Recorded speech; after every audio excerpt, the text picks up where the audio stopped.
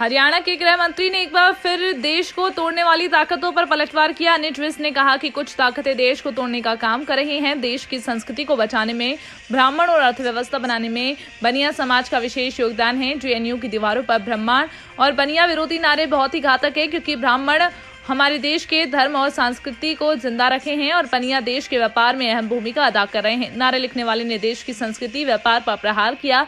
ऐसी सोच को कुचल देना चाहिए। चाहे देश को तोड़ने की कोशिश की जा रही है, जिसे किसी कीमत पर बर्दाश्त नहीं किया जाएगा।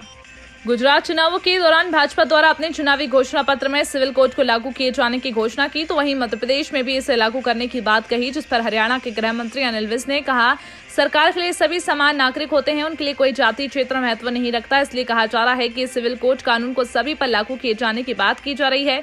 हरियाणा में भी हम उसके सभी बिंदुओं पर गौर कर रहे हैं, जल्दी इसे लागू किया जाएगा। संवाददाता अंचल गौर की रिपोर्ट। देखिए, सरकार के लिए सभी समान नागरिक होते हैं, उनके लिए कोई धर्म, जाति, क्षेत्र महत्व नहीं रखता। उसके लिए इसीलिए ये कहा जा रहा कि यूनिफॉर्म सिविल कोड, एक ही कानून से जो सारों पर लागू होगा, उसकी बनाने की बात की जा रही है। और हरियाणा में भी हम विचार कर रहे हैं, अध्ययन कर रहे हैं, इसका हम जल्दी बनाएंगे। खिलाफ नारे लिखे गए। जेएनयू की दीवारों पर जो बनियों और ब्राह्मणों के विरुद्ध नारे लिखे गए हैं, ये बहुत घातक हैं। ब्राह्मण ने इस देश की धर्म और संस्कृति को जिंदा रखा है। कोई सुख दुख हो, ब्राह्मण को बुलाया जाता है और हमारी संस्कृति के अनुसार जो श्लोक होते हैं वो पढ़े जाते हैं।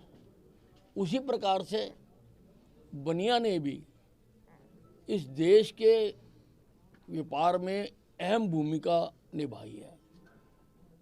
ये किसी साजिश का हिस्सा लगते हैं। ये भारत तोड़ो अभियान का हिस्सा लगते हैं। ऐसी मानसिकता को हरियाणा सरकार ने सुप्रीम कोर्ट के आदेशों के तहत आज हरियाणा सिख गुरुद्वारा प्रबंधक कमेटी के 38 सदस्यों की घोषणा कर दी है, जिसमें से अम्बाला छावनी में से BS बिंद्रा जी और सुदर्शन सहगल जी को भी मेंबर बनाया गया है। 3 मेंबरों की घोषणा अभी और की जाएगी। सर